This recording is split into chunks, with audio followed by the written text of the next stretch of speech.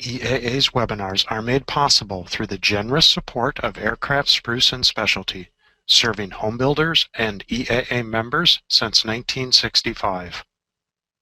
Tonight's webinar is Differential Diagnosis with Mike Bush. Mike is president of Savvy Aircraft Maintenance.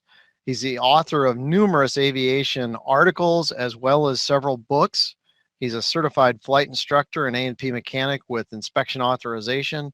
He was awarded the Aviation Maintenance Technician of the Year in 2008, and he is also a very prolific AirVenture forum presenter, and it's not too early to start thinking about making your plans to come to the big fly-in in July. And of course, he's an EA member. Welcome, Mike. Glad to have you back with us this month. Thank you, Charlie. And by the way, my company has now officially been renamed to something shorter, Savvy Aviation, Inc., because we now provide a lot more than maintenance management. So we changed the name earlier this month. All right, I will make a note of that for future introductions. Brian Carpenter, by the way, it was AMT of the Year last year. That is indeed true. And I personally keep Aircraft Spruce in business, I think. At least it feels like it. Yeah, I feel the same way. You and me both. Hey, have you accepted the screen yet, Mike? There you go. Perfect. Okay, did I do that? Yep, we're all set. Okay, terrific. Well, tonight's webinar is titled Differential Diagnosis, and it's about troubleshooting. I want to talk a little bit about the right way and the wrong way to troubleshoot airplane problems. I've got a lot of material. I'm going to try to go through it at light speed so that hopefully we have some time for Q&A at the end. Let me start out as I usually do with a story. A few years ago, a funny thing happened to me. I was taking one of my typical long transcontinental scope trips. This one was from my home base in Santa Maria, California, and I was heading for, first of all, for Champaign, Illinois, where I was doing a recurrent sim training at a facility there, then up to Milwaukee, where I was speaking to the Flying Physicians Association national meeting, and then down to Mobile, Alabama, where I was speaking to the Cirrus Group. And I launched out of Santa Maria at dark 30 one morning with the intention of flying to Denver Front Range to stay overnight and then finish up the trip to Champaign first thing in the morning. Front Range was forecasting thunderstorms in the afternoon, so I wanted to get there early. I launched out of Santa Maria early and arrived in Denver just in time. There was a little bit of weather kicking up, as you can see, but it was easily circumnavigable. An hour after I landed, a tornado went right through the middle of Denver International Airport. Fortunately, I was at Front Range a couple miles away, and the tornado missed Front Range. That was a good thing. And it was kind of exciting. Anyway, the next morning, I went out to the airport to launch for Champaign, Illinois. And I'd filed IFR to Champaign from Denver, taxied out to runway 17, which is where they run most of their IFR departures, and poured the coals on for takeoff. And I'm flying a twin Cessna 310, turbo 310. And as I applied power and started rolling down the runway, it was immediately apparent something wasn't right. The airplane was kind of pulling to one side. When I looked at the manifold pressure gauge, there was a big split on the manifold pressure gauge. The right engine was producing 32 inches of manifold pressure, which is what it's supposed to produce.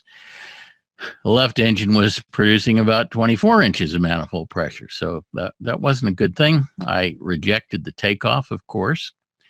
And told the tower to cancel my IFR. I pulled off the side of the runway, played around with the throttles a little bit, and came to the conclusion that what the left engine was doing at full throttle was producing 24 inches of manifold pressure, which is just about what it ought to produce if it wasn't turbocharged. So I came to the conclusion that we must have a turbo system problem with the left engine. The left engine was running, but it wasn't getting any turbo boost. This, of course, was not a good situation because I had to get to Champaign in order to make my sim times and so on. So I taxied back to the ramp, kind of looking to see if I could find any open hangar doors, that somebody that might have a toolbox or something. And while I'm taxiing back, I'm thinking about how the turbo system on the airplane works. And for those of you who aren't familiar with turbocharged aircraft, let me give you just a real quick primer on how these systems work. They're not very complicated. But basically, here's what the system looks like. I'll walk you through it real quick. Induction air comes in through an induction air filter and goes into the compressor section of the turbocharger. Turbocharger has two sections, a compressor section and a turbine section. And they're connected with a shaft that goes through the center section of the turbocharger. So the air goes through the compressor, gets compressed up to a higher pressure, and then it goes through the throttle body and into the intake manifold of the engine. The engine does its thing and puts out a bunch of exhaust. And the exhaust is allowed to exit the airplane in two different ways. It either goes through the turbine of the turbocharger, spinning the turbine and therefore spinning the compressor, or it goes out the back door via something called a wastegate, which is a butterfly valve that can be opened and closed, is opened and closed by an actuator. The wastegate butterfly is spring loaded to the open position, which would mean that all the exhaust gas would go out through the wastegate and none of it would be spinning the turbine. But it can be driven to a closed position via a hydraulic actuator that's actuated by engine oil. There's a controller whose job it is to regulate that wastegate and to put just enough exhaust through the turbocharger to spin the turbine wheel fast enough for the compressor to get the amount of manifold pressure that we want. In the case of this airplane, this is what's called an absolute pressure controller, and it simply looks at the air pressure coming out of the turbo compressor via an aneroid and tries to adjust the wastegate to maintain a compressor output pressure of 34 inches. That 34 inches loses a little bit going through the throttle body, and the manifold pressure red line on the gauge, if you recall, was 32 inches. The way it regulates the wastegate is by the aneroid moving a little poppet valve in the hydraulic circuit. So the way that works is that engine oil comes from the engine oil pump. It goes into the wastegate actuator's cylinder that operates a little hydraulic piston, and then returns through the controller and back to the engine. If the controller wants to close the wastegate in order to spin the turbine a little bit faster and get a little bit more output from the compressor, it closes its little poppet valve and chokes off the return oil flow, causing oil pressure to build up in the wastegate actuator and closing that wastegate butterfly. If it thinks that the pressure out of the compressor is a little too high, it opens its poppet valve and lets some of the oil pressure out of the wastegate actuator, and the spring in the wastegate actuator then moves the butterfly towards the open position. So it's constantly adjusting this little poppet valve to cause the wastegate actuator to adjust the wastegate so that we maintain a constant pressure coming out of the compressor. That's basically how the system works. At any rate, in my airplane, it wasn't working. Clearly, the engine wasn't getting any turbo boost, the left engine. So what could be wrong? Well, as I'm taxiing back, I'm sort of making a mental list of all the things that could have gone wrong to cause the turbo system not to work. The turbocharger could be defective. The wastegate could be stuck open somehow so that oil pressure isn't closing it. The controller could be inoperative and not controlling the wastegate properly. There might be a big induction leak so that the turbocharger is trying to pressurize the induction system, but the air's leaking out somewhere. There might be a big exhaust leak, which would mean that the exhaust wouldn't be going through the turbine section of the turbocharger and spinning it.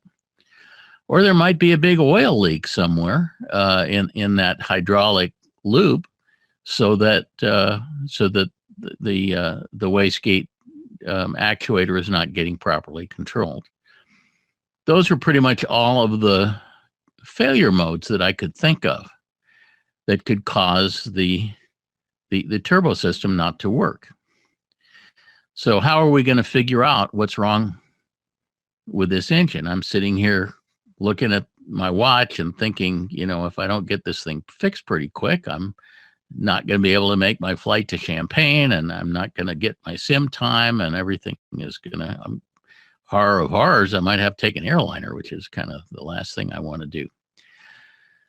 So I did find an open hangar, and I found a couple of mechanics who were sitting there working on airplanes, and I pulled up in front of the hangar, shut down, introduced myself, the mechanics, told them what my problem was, asked them if maybe I could borrow a couple of tools from them and see if we could troubleshoot it. And the first thing I did was to uncowl the engine and start examining everything to see if there was a big exhaust leak or a big oil leak or something. It should be pretty visible to the eye. So I went over everything with a fine-tooth comb and a flashlight and mirror, and I could not find anything that looked awry.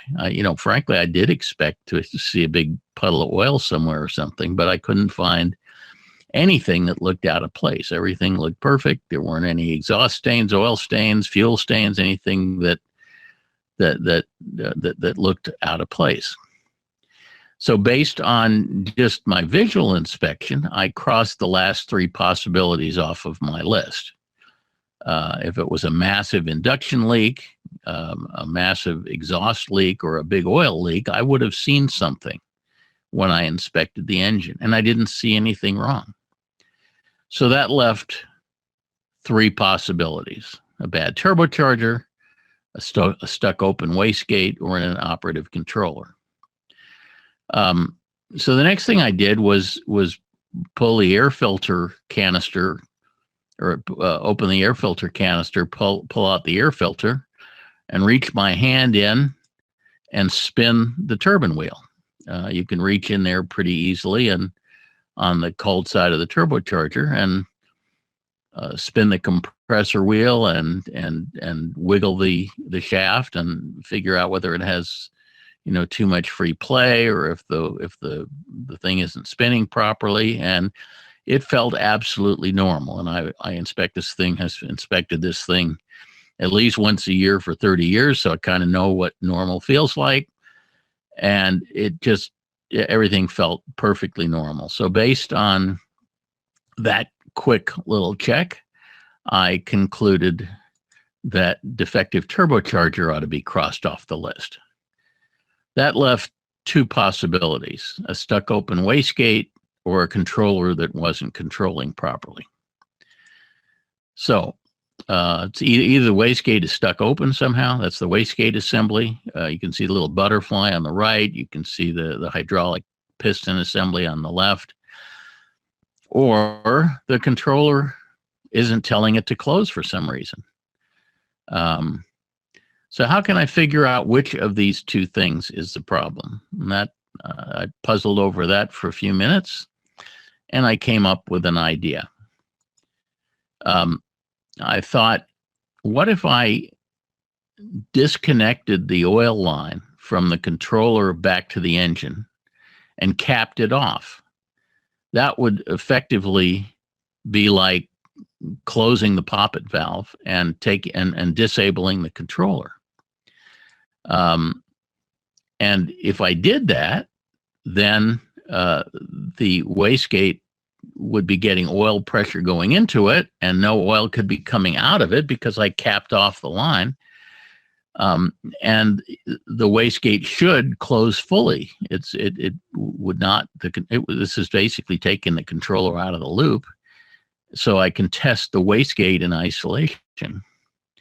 So we rummaged around the toolbox and found a suitable cap, and disconnected the line and put a cap on it to block the oil return path to the engine. And I got in the cockpit, ran up the engine, and as I advanced the throttle, the manifold pressure went all the way up to redline. And in fact, if I had pushed the throttle further, it would have gone over redline because it was unregulated now. The controller wasn't even in the system. But at any rate, that proved to me that the wastegate was working properly, and that the problem had to be the controller. By the process of elimination, everything else proved itself. That was great. So that all took about 30 minutes. And so in 30 minutes, I had isolated the problem to the controller. Now, the next question is, okay, I have a bad controller. What am I going to do? If I order a replacement controller and have it FedExed in, I'm going to be stuck in Denver for 2 days, and all of my travel plans are going to go down the tubes. So question was, is there something I can do to fix this controller so that I can take off and keep my schedule? So I thought about it for a while, and I had the thought, because a controller is an awfully simple device, and they don't fail very often because there's not much in them to fail. It's just an aneroid and a poppet valve. There's just not much to it. And I thought, well, what if there's some junk stuck in the controller that is preventing that poppet valve from closing?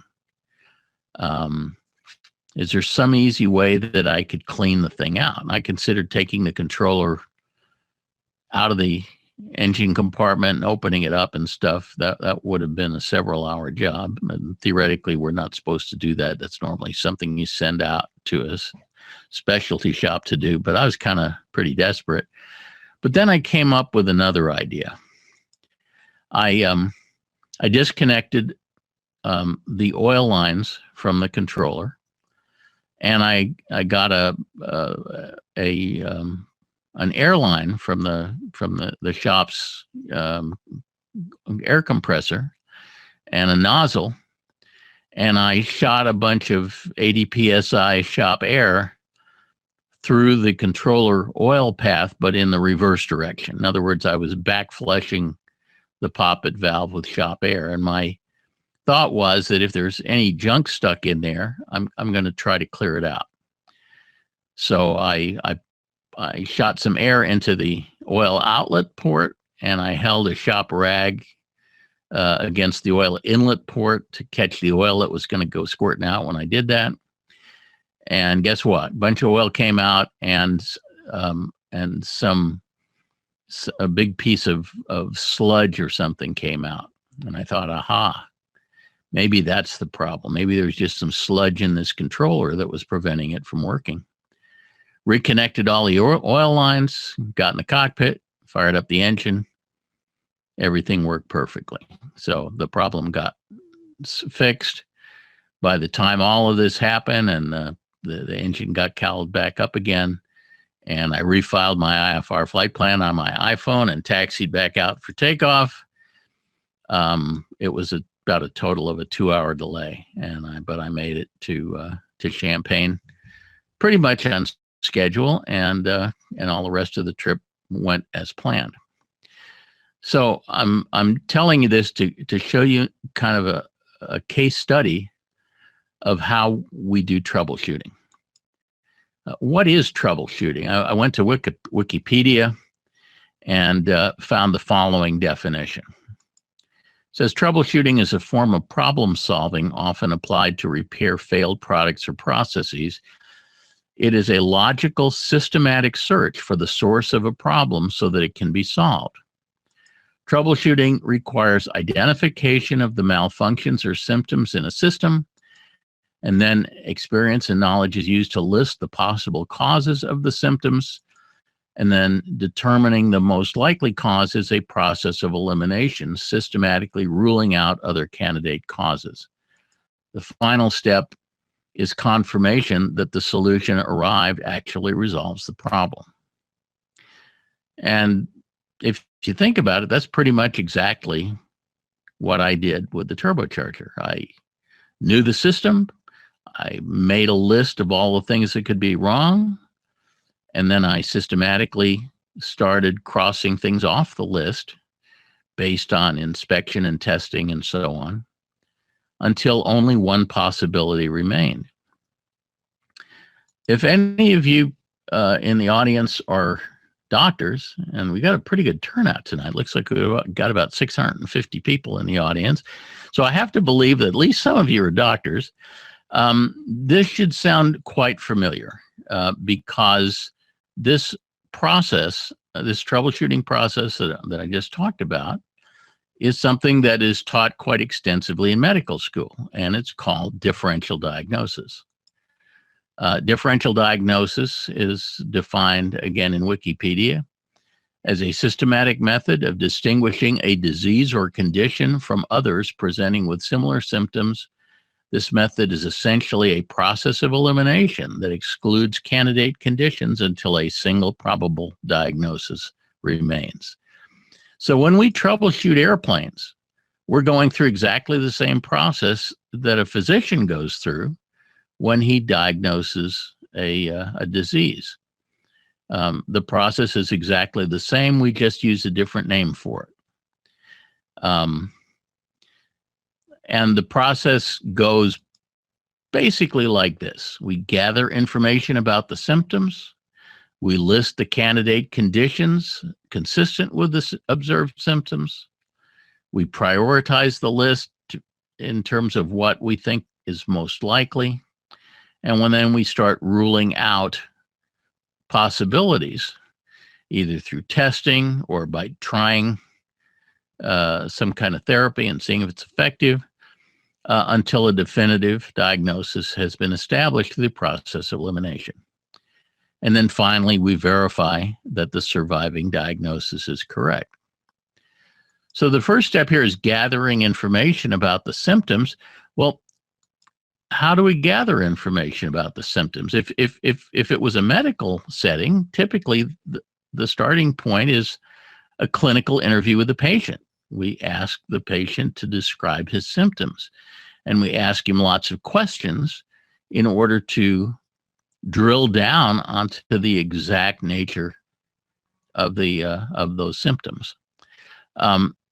Now, it's a little bit different in the case of an airplane because we're not exactly interviewing the patient, we're interviewing the pilot.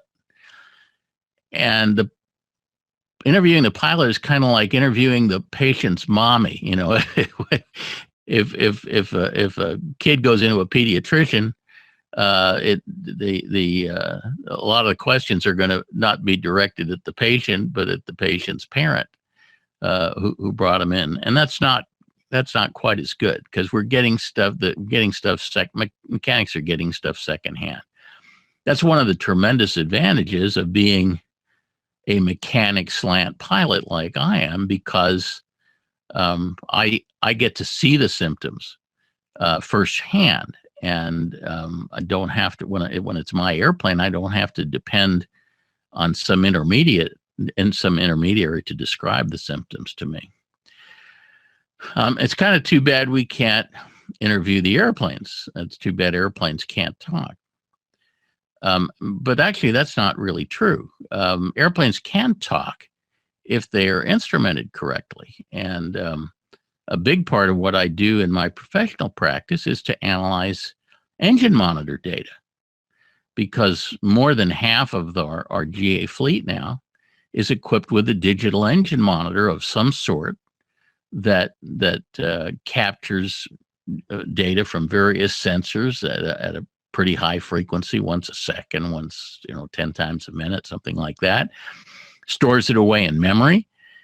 And if we dump that data out and examine it, in fact, the airplane can tell us directly what happened in many cases. And we'll take a look at one of those right now. But engine monitor analysis is a tremendously powerful tool in doing troubleshooting or differential diagnosis, because it lets us get the symptoms directly from the airplane rather than through an intermediary. And frequently when pilots report symptoms, they're not very precise about it. But when a digital engine monitor reports symptoms, it's very precise. So let me talk about a quick example here. This was a Cirrus SR-22 where the pilot was reporting low oil pressure, and he was seeing oil pressures down in the yellow arc and was concerned about it. Cirrus SR-22s, all of them are equipped with engine monitors of some sort or other. They typically are very well instrumented. So we dumped the data, and we took a look at how RPM and oil pressure related to one another. And here's a graph of a flight, and you can see the oil pressure is the red trace, and the RPM is the green trace. And you can see that when the RPM started out low, it was engine start, idle, taxi out. There's a little blip in there that is where the engine run up was done. Oil pressure was quite good.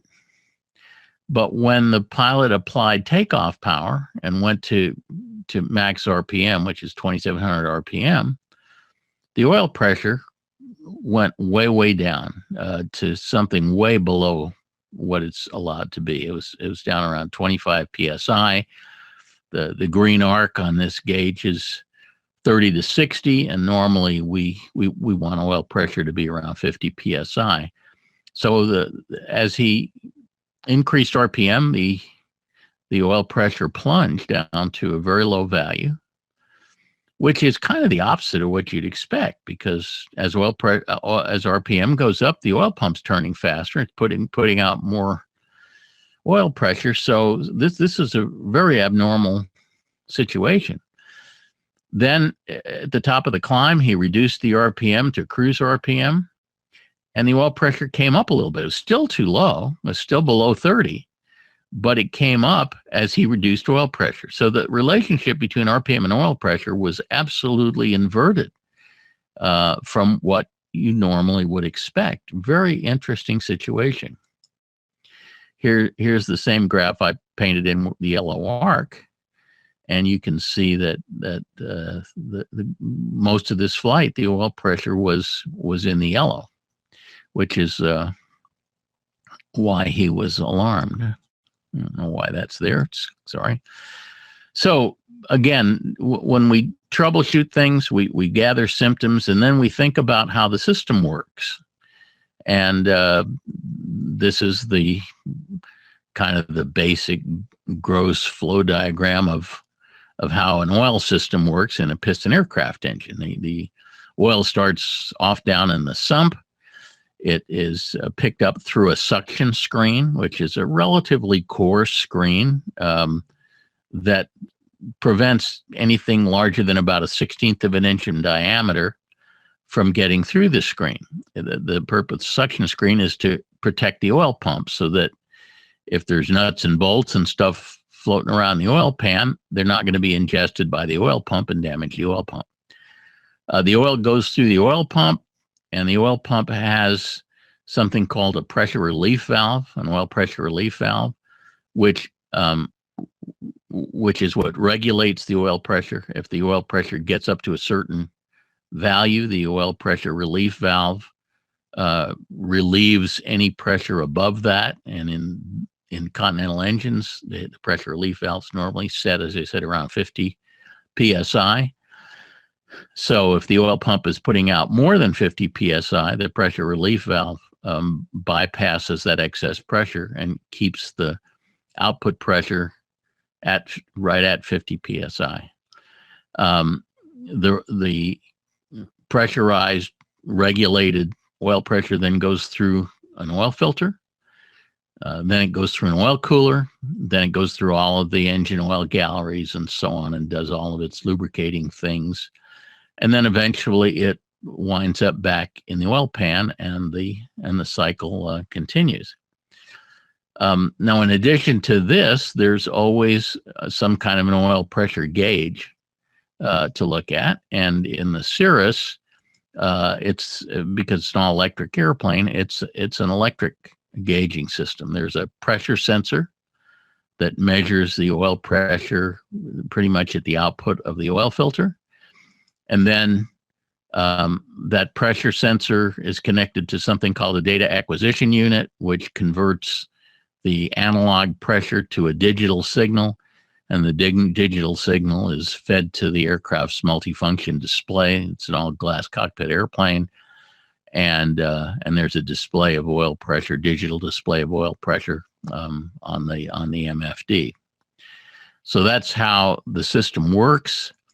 This is the actual oil pump assembly on the back of the engine, and it consists of several sections. It consists of the oil pump itself, which is two meshed gears. It's a positive displacement gear pump with one gear being driven by the engine, the other gear being an idler gear. Then the pressure relief valve, which is a plunger that is spring loaded, and there's an adjustment on that spring so that you can adjust the pressure relief valve for the pressure you want. And we normally adjust that for about 50 psi. And then there's an oil filter adapter. All this stuff is sort of one big mess that bolts to the back of the engine's accessory case. So going back to this very weird low oil pressure symptoms, what could possibly be wrong that would cause this engine to have low oil pressure in this very bizarre way? So itemize the various things you can think of. The suction screen could be clogged. The oil pump could be damaged. The pressure relief valve could be contaminated or damaged so that it's not regulating properly. The oil filter could be clogged. The oil pressure sensor might be bad. These readings might be bogus, or wiring between the pressure sensor and the data acquisition unit might be bad. There's a bunch of connectors in there that sometimes give trouble. Or the data acquisition unit itself is bad and it's not converting oil pressure properly to a digital signal that's displayed on the MFD. Any of those things could be causing our problem. So we have to go through the process of elimination again. We can immediately cross off a clogged oil filter because this aircraft has gone through more than one oil change, with the oil filter being changed, and the system and the symptoms did not change. So we know it's not the oil filter. The oil filter has been changed, and it didn't fix the problem. One of the first things that was tried in terms of troubleshooting was to hook up an external pressure gauge to the system to see whether the cockpit oil pressure indication was correct or whether it was bogus. And the external pressure gauge verified that the readings on the MFD were indeed correct. So we can eliminate the oil pressure sensor, the wiring, and the data acquisition unit. In other words, the oil pressure display in the cockpit was not lying. It was telling the truth. The problem is real, and it's in the engine somewhere. When we have oil pressure problems, frequently the pressure relief valve is the culprit. Often it gets some kind of contamination in there that prevents the plunger from closing and doesn't allow oil pressure to come up. So the pressure relief valve housing was unscrewed, and what just happened? Excuse me here. Oh, I see. But the pressure relief valve housing was unscrewed and inspected, and everything looked clean. There was no damage to the plunger or the seat, and there was no foreign material found in the pressure relief valve. So we could cross off the pressure relief valve failures as possibilities. So we're narrowing things down, and so we're kind of what we have left is either the oil pump is damaged or the suction screen is clogged. And so we think about these two possibilities a little bit, because it gets a lot easier now that we only have two possibilities left. If the suction screen were clogged with some sort of foreign material, the symptoms that we're seeing would be consistent with a clogged suction screen. Because if the suction screen is clogged, then at low RPM, where the pump is not trying to move very much oil through the suction screen, it probably gets enough oil. But as the engine turns faster and the pump is trying to pull more oil through the suction screen, a clogged suction screen could cause the oil pump to cavitate because not enough oil could get through it since it's clogged. We think about this, the suction screen is buried down in the oil pan, but we think that we probably could drain the oil and put a bore scope in through the oil drain port and take a look at the suction screen and see if it's clogged. The other possibility is the oil pump is damaged. That seems like a much less likely diagnosis, because if the oil pump was damaged, it probably wouldn't make good oil pressure at low RPM. And in fact, our oil pressure is fine at low RPM. It's at high RPM we got a problem. Also, removing the oil pump is a very invasive procedure that we'd rather not do if we don't absolutely have to, whereas inspecting the suction screen, we think we can do with a bore scope by draining the oil and sticking a bore scope up the oil drain plug and taking a look at the suction screen. So we decide to try to do that. It takes a couple of tries because we stick the bore scope in there, and the lens at the end of the bore scope gets oil on it, so we can't see through it. So we have to take it back out and clean it a couple times. But eventually we get lucky, and we are able to take a look at the suction screen. And it turns out that, yes, the suction screen is clogged. There's some red rubbery stuff found clogging the suction screen. The only way we could get to it was to drop the oil pan, which was a pain, meant hoisting the engine up. But we knew what was wrong at this point. And when we got the oil pan off and took a real good look at what was clogging the screen, it was kind of interesting. It was a variety of stuff. There was a half-inch chunk of red elastomer rubber from the alternator drive hub that apparently the drive hub had come apart and shed a piece of elastomer. There was a big, nasty-looking chunk of RTV sealant. RTV sealant should never, ever be used on an engine. And so somebody did something really bad in maintenance at some point and got a big glob of RTV sealant inside the engine. That's not very good. And there was also a little 1/8-inch chunk of mild steel. We actually sent it down to Continental Motors and said, "What the heck is this?" And they called us back and said, "Well, we don't know what it is, but it's not part of the engine. It's some foreign thing that somebody dropped into the oil filler, but it didn't come from the engine itself." They said, "Don't worry too much about it." But in any case, there was all of this stuff clogging the suction screen. And of course, with the suction screen cleaned and the engine put back together, the oil pressure was fine after that.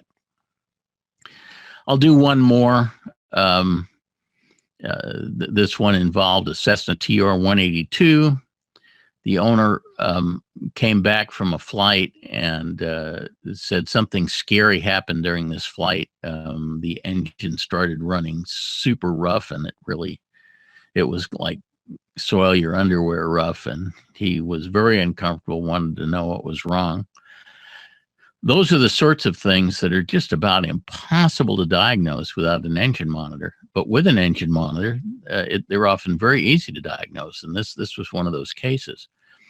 So we took a look at the engine monitor data, and you could immediately hit. This is the data. This is the EGTs and the turbine inlet temperature for this entire flight, and you can see where right in the middle of the flight, everything went completely cattywampus there for a little while, and it was pretty clear that must have been a pretty frightening event for the pilot, because the engine just looks like it went kind of berserk there for a half a minute or so. They really got his attention. So how do we figure out what happened? Well, we take a look at a little bit more data. One of the things we looked at is the altitude he was at. And on the bottom trace here, we see his altitude profile.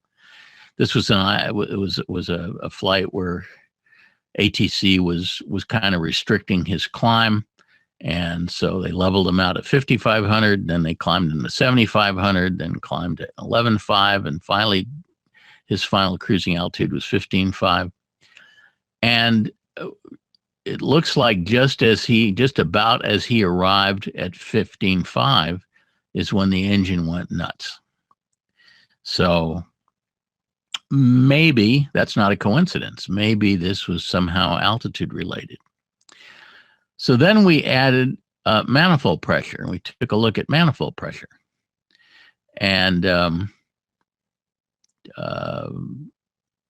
we can see that there were actually two episodes where the EGTs and TIT went kind of crazy. A big one on the left there, and then a smaller one on the right. In both cases, the EGTs went kind of berserk. And if we look at, and this is a kind of a blown up section of the flight that starts as the airplane was climbing through 11,000 feet up to 15,000 feet. And you can see that the engine went nuts, and then the manifold pressure came down. So the pilot clearly pulled the throttle back, which was in response to the engine going berserk. And everything immediately smoothed out. And then a little later, he put the throttle back in, brought the manifold pressure up, and sure enough, the engine went berserk again, and he pulled the throttle back, and it ran smoothly. So we now know that the engine was malfunctioning at high altitude with high manifold pressure. And that's a very distinctive set of symptoms of something that we call high altitude misfire. When a turbocharged engine does that, we're pretty sure we know what it is. High altitude misfire is a phenomenon involving the ignition system. It turns out that the higher altitude you go, the more difficult it is to fire the spark plugs. And if the difficulty gets sufficient for one reason or another, like, for example, the spark plug gaps are too large or something, it may get to the point where it's easier for the spark to arc over inside the mag than it is for it to jump the gap of the spark plug. And when that happens, the engine pretty much goes berserk. So just from the data, it's pretty clear that this was an episode of high altitude misfire. And we said we better take a look at the magnetos. And when the magnetos were disassembled, it was confirmed that there was a bunch of magneto damage caused by internal arc over. You can see the burned distributor gear here. You can see a bunch of other stuff that looks in really, really bad shape because there was electrical arc over inside the magneto due to high altitude misfire. Here's another one. So again, it was very, very helpful to be able to look at the engine monitor data, and it was possible to deduce from it in just a few minutes what the problem was. Without the engine monitor data, you would have had to just start taking things apart, and eventually, if you took the mags apart, you would see the problem, but you wouldn't really know where to start without the engine monitor data. So that was super helpful. At any rate, there are a couple of popular alternatives to differential diagnosis, which I will just mention briefly. One of them we call shotgunning. Shotgunning is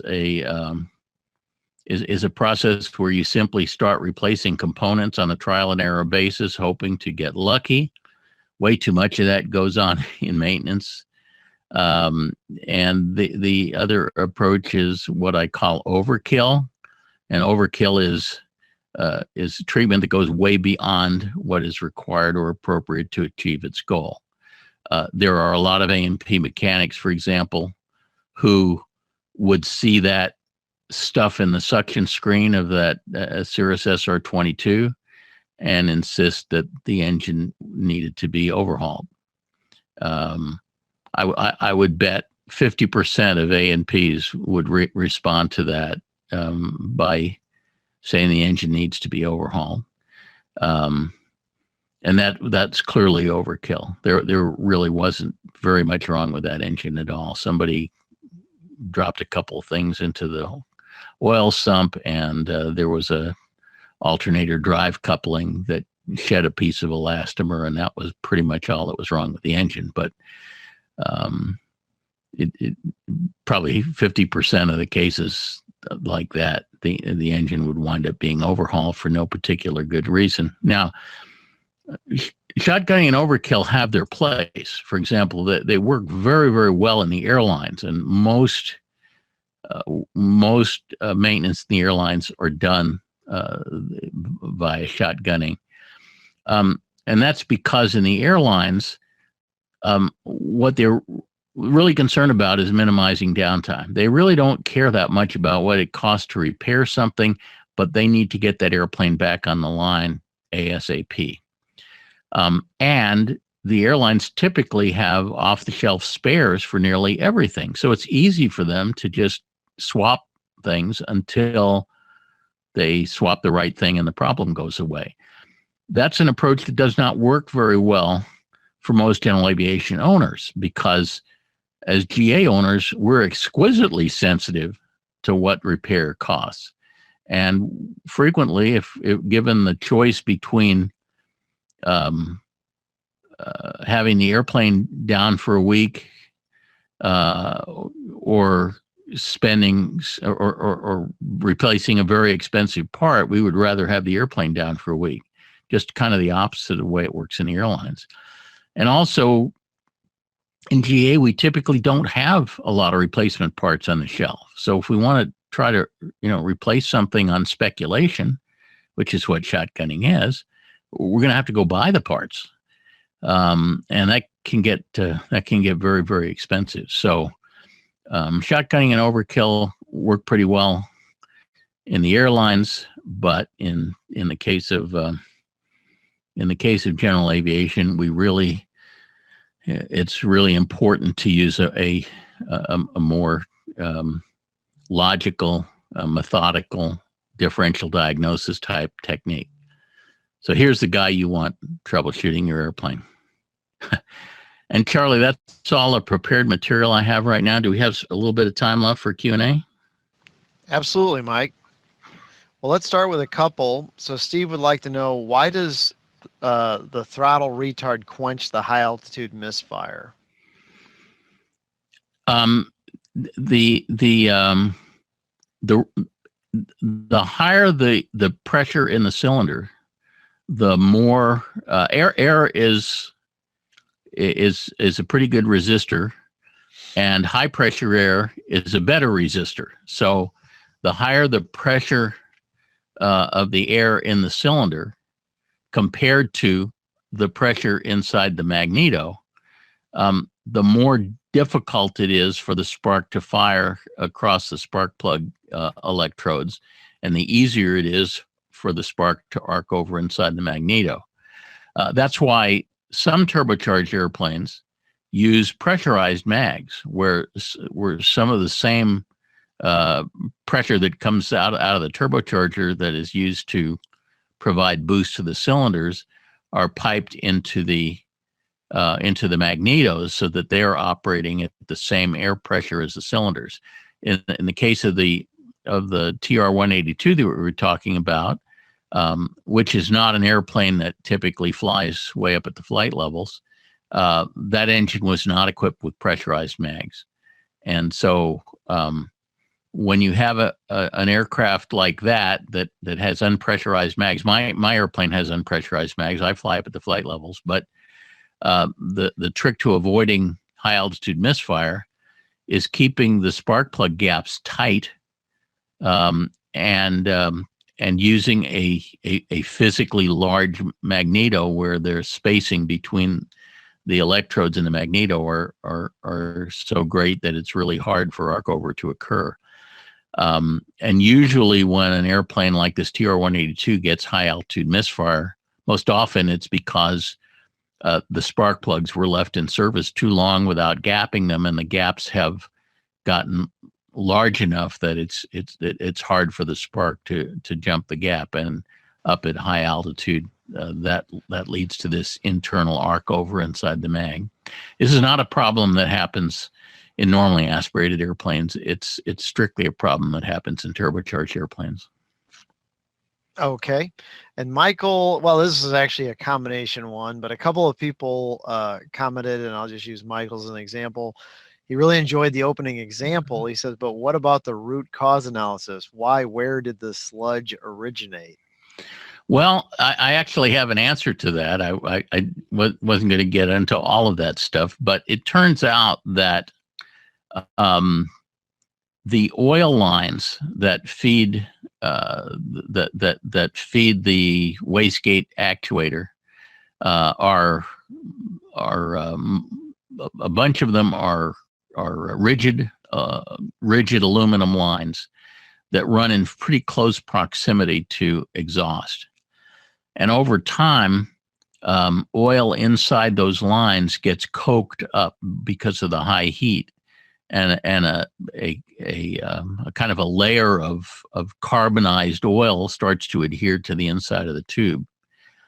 And if a chunk of that stuff breaks off and lodges in the controller, you can wind up with exactly the symptom that I wound up. After I got back from the trip, I called Gary Main at Main Turbo, who's one of the world's expert on turbocharged systems. I described what I found, and I asked him exactly, where did that junk come from? And he explained this to me. So it was simply carbonized oil from inside the oil lines. A piece of it broke off and lodged itself inside the controller. Gotcha. Okay, and Fran would like to know, my oil pressure runs close to the high end consistently. Should I be concerned? He has a Lycoming 0320. Okay, on Lycomings, we like to see the oil pressure up around 70. On Continentals, we like to see them around 50. The oil pressure is easily adjustable. The pressure relief valve has an adjustment. On some engines, the adjustment is simply an adjustment screw that regulates the pressure on the spring.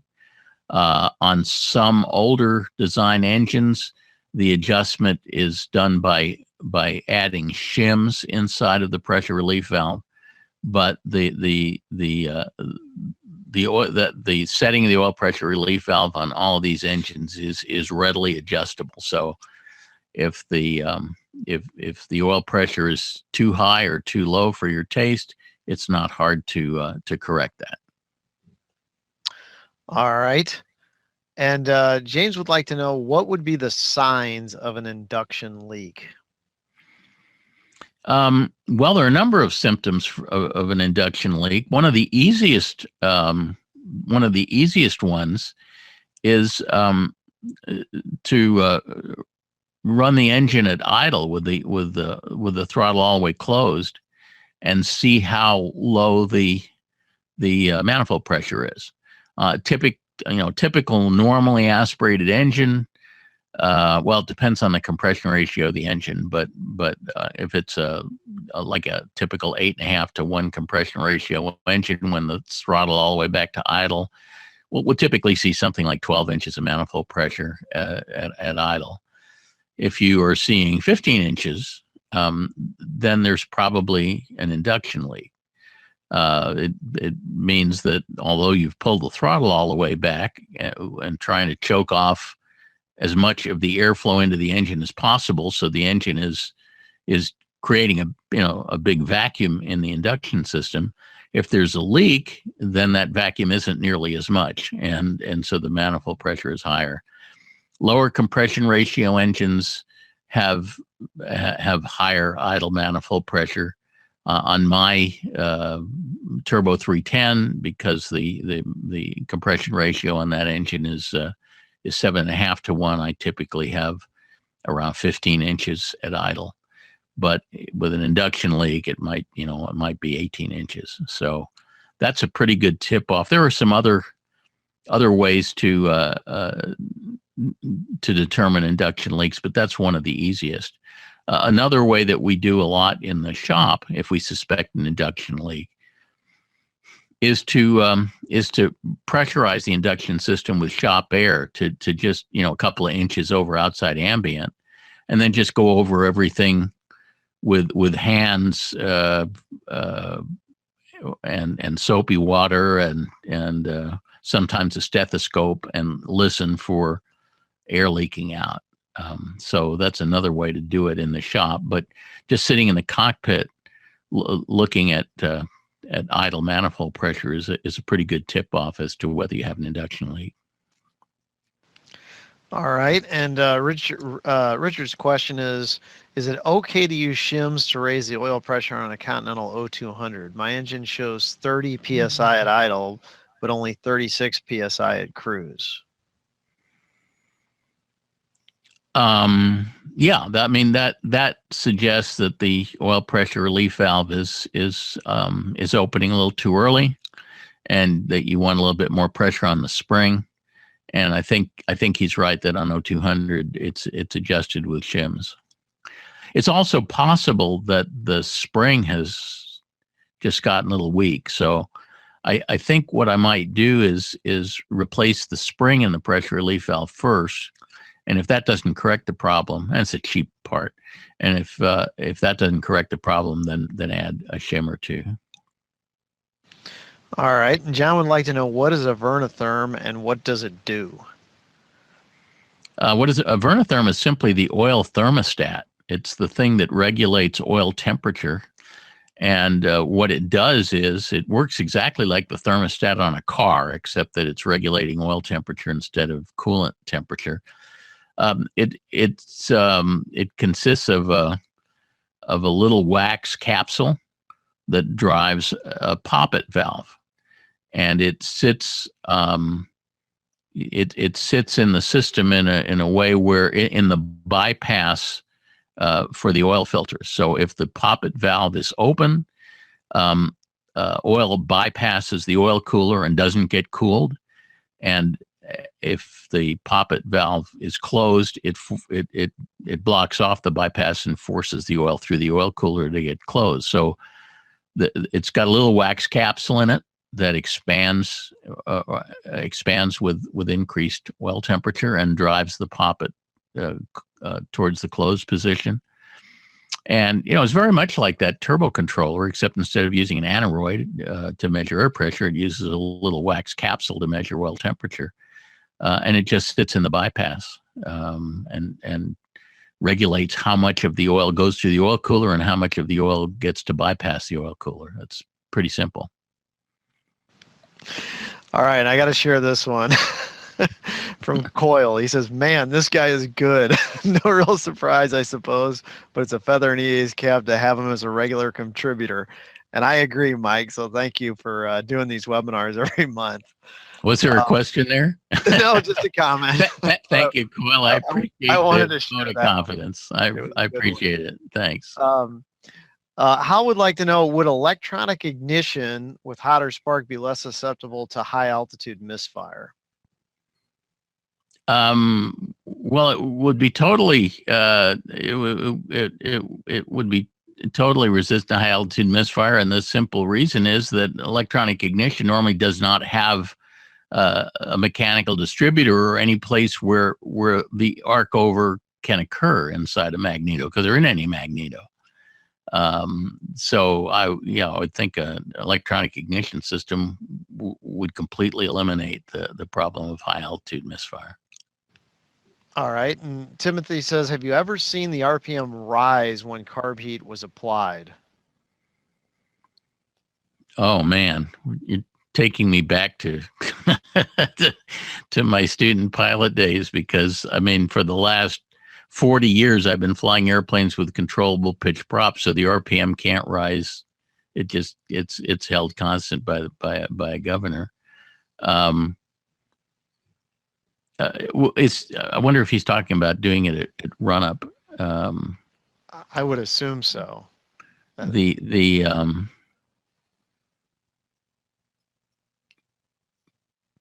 only scenario I can imagine where RPM would rise if you pulled carb heat. Well, I can think of two scenarios. Well, one would be if the induction air filter were obstructed, so that the engine was starving for air. When you pull carb heat, of course, it bypasses the induction air filter, and the engine could breathe better. The other would be if the engine's idle mixture was extremely lean, and of course, pulling carb heat warms the air and causes the mixture to get richer. But I would think the most likely scenario would be that there's something obstructing the induction air filter, and pulling carb heat would be bypassing that obstruction. Got it. Okay. Keith would like to know, if you get with carb ice, should I change the throttle setting? With carb ice, you ought to pull carb heat. Yeah. The various carbureted engines are, for example, most Lycomings are not very susceptible to carb ice, because the carburetor is bolted to the bottom of the oil pan, and it's in a very warm place. Probably the worst carb icing engine I know of is the Continental 0470 series, like in the Cessna 182, where the carburetor is in an extremely cold place. And in those engines, I always strongly recommend that either a carburetor air temperature gauge or a carburetor ice detector be installed, because have been tons of carb ice accidents in those airplanes. Lycomings, not so much. They tend to be pretty immune to carb ice, except for some of the experimentals that have the cold induction system kind of defeat the whole thing. But it's at least a standard Lycoming that has a carb bolted to the bottom of the oil pan. Those things are pretty reluctant to ice up. All right. And James's question is, knowing that the vernotherm is controlling oil flow through the cooler, is there any reason to block off portions of the oil cooler during the winter months? Well, in some airplanes, especially ones that have oil coolers mounted up near the front of the engine, may need winterization in very cold weather. Is this person from Wisconsin or something? I don't know, but it snowed yesterday. There are two kinds of oil coolers. There's a standard oil coolers, which are referred to as congealing oil coolers because they have a nasty habit of the oil congealing in them. And there are non-congealing oil coolers that are designed to where a portion of the oil passes through passages in the cooler to prevent the cooler from getting cold enough for the oil to congeal. And if you're operating in cold weather, it's really good to have a non-congealing cooler installed. I used to have a Cessna 182 that had a standard cooler on it, and I used to fly it up to skiing and stuff up in Utah. And in cold weather, I would take off, and the oil temperature would start heading towards red line, and then all of a sudden it would come right back down to normal, and that was because the oil cooler was essentially frozen up and wouldn't work until enough engine heat permeated through to the cooler to break the ice jam, and then the oil started flowing through the cooler normally. But it really got your attention. Non-congealing cooler won't do that. All right. And Matt has a Lycoming TIO 540 AE2A and a Piper PA 46 350P. The pressure when cold at moderate temp is always near 95. Red line is around 100. I've been told this is normal for this power plant. Have you seen this? This is pressure at idle, did he say? He says the pressure when cold, so I assume right, with cold oil, is always near 95. Yeah, that's pretty normal, and there's not anything wrong with it.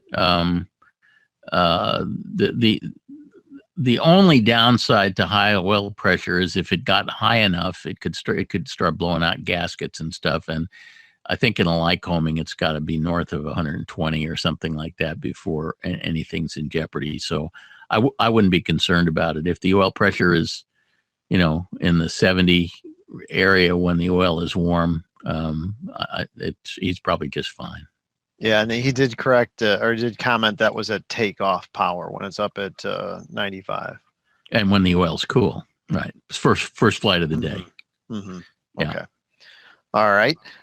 Here's a kind of an interesting question. So Richard is building an RV-14 and will eventually get an IO 390 at some point. Do you know if there's any training on just that specific engine? What is the best way to learn what I need to know at the home builder's level? Of course, you want to tune into all the webinars, but what else can you do? I don't know. The IO 390 is the kind of the Lycoming variant of the IO 360, I guess. Yes. Lycoming does offer some courses at Williamsport. I've not been through them. I've been through the Continental courses down in Mobile, and they're very good. I believe Lycoming offers two different courses, a maintenance course and an overhaul course. And if somebody wanted to get really, really into the engine and wanted to, get some good contacts at the factory in the process, it might be worth going out to Pennsylvania and taking those classes. Like I said, I've done that for Continental because majority of my clients fly Continental powered airplanes, and I found the classes very, very useful. All right. And I have a question about a Mooney. I have an IO 360 and a Mooney, and during I have a very hard time keeping the cylinder temps in the green. It usually goes just below green. Should I be concerned about shock cooling? Well, I wouldn't be concerned about shock cooling. That's the least of your problems. But Okay. if the cylinder head temperatures are high, that does not bode well for cylinder longevity. There's an interesting thing about the IO360, the Lycoming IO360. When Lycoming first released the IO360, they spec'd it out with an ignition timing of 25 degrees before tap dead center, which is a very aggressive ignition timing. They wanted to get every last horsepower out of it. And the result of that very aggressive ignition timing was that the engine tended to run very, very hot. And as a result of a lot of cylinder-related warranty claims and stuff that was coming back to Lycoming, Lycoming changed its mind. And sometime in the late 70s, if memory serves, they came out with a service bulletin that said, you know, it's really better to run these engines at 20 degrees before top dead center, not 25, which is a much more conservative ignition timing. And changing the ignition timing from 25 to 20 brought the cylinder head temperatures down dramatically. That service bulletin was not an AD. So right now we have a mixture of IO360s in the field, some that are running 25 degrees and some that are running 20. And the 25-degree ones run a whole lot hotter than the 20-degree ones. If it's an experimental airplane, you can change the timing anything you want. And you can play around with ignition timings between 20 and 25 and find the sweet spot where you want to be.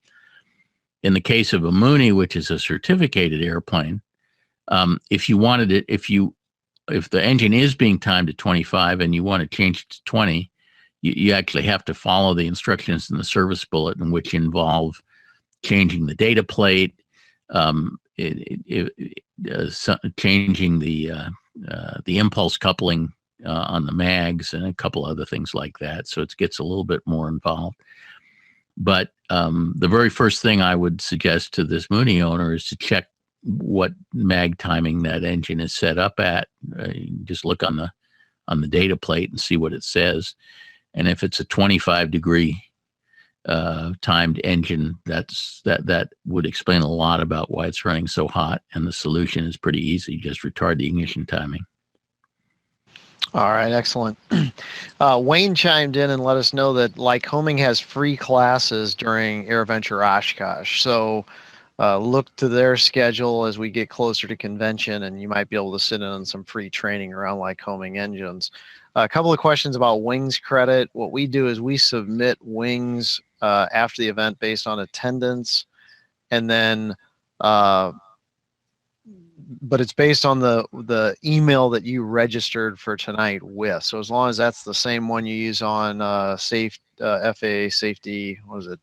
FAAsafety.gov. Safety.gov, yeah. Then it'll all happen just fine. So, Mike, we're about out of time. Do you have any closing thoughts on this topic? Well, a couple.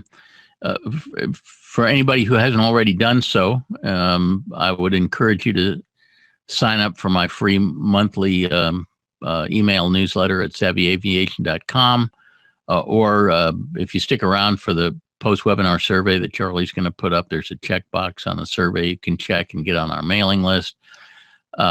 We cover a lot of interesting maintenance-related things once a month, usually around the 20th of each month.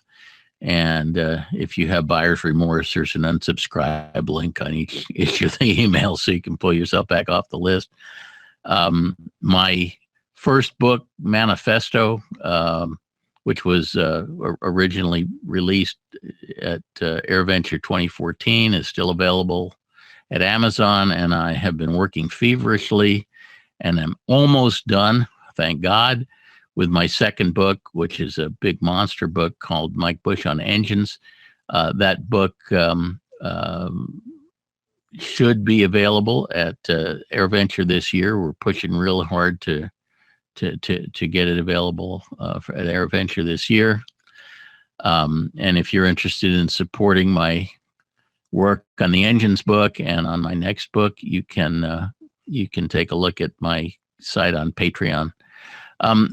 Just a quick rundown on the next three first Wednesday of the month webinars that I'll be doing. I think Charlie mentioned the next one, which is on May 2nd, is titled "Where Fuel Meets Air." We'll be talking about the evolution of how fuel metering is done from the earliest carburetors up through pressure carburetors and fuel injection and so on. So it focuses on that. The June 6th webinar is called Planes versus Cars, where we'll be contrasting various things about airplanes versus cars and talking about why planes are so expensive and stuff like that. And finally, 4th of July, we're doing one.